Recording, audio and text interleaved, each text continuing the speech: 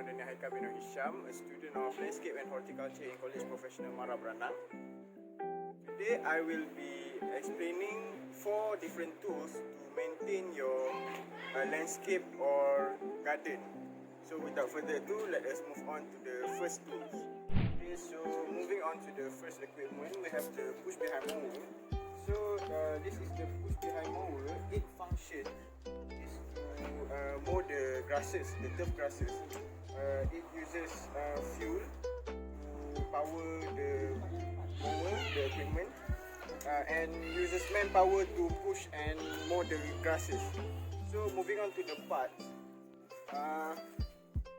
So first of all, we have the starter to start the engine. This is the engine. This is the fuel tank.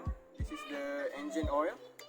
This is the power adapter where we have to set up certain levels, certain power. So basically the settings are. This is the side discharge where the grasses will be discharged, the cut off grasses. This is the deck.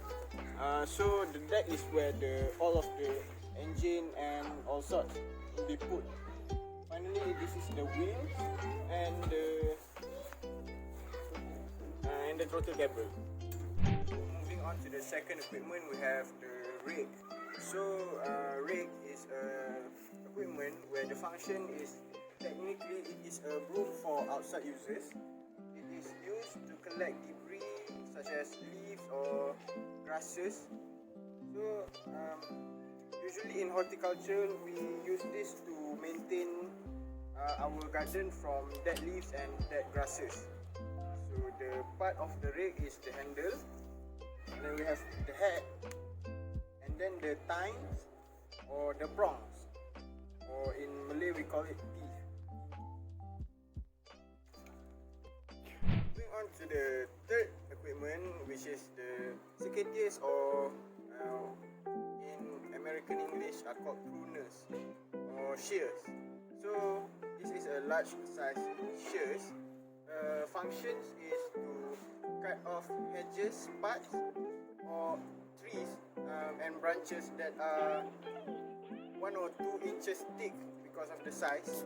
So if it is smaller size, then the part are smaller or less thicker. Okay, so moving on to the parts. So we have the grip, we have the handle, we have the bolt, and then we have the blades. So moving on to the next equipment, moving on to the fourth equipment, this is the water hose. So the water hose functions is it shoots continuous water stream so that it will be easier for us to water our plants.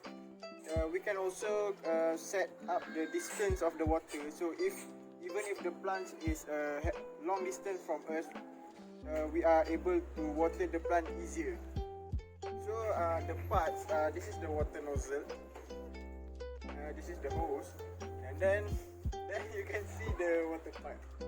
So that is all for this equipment. Moving on to the conclusion.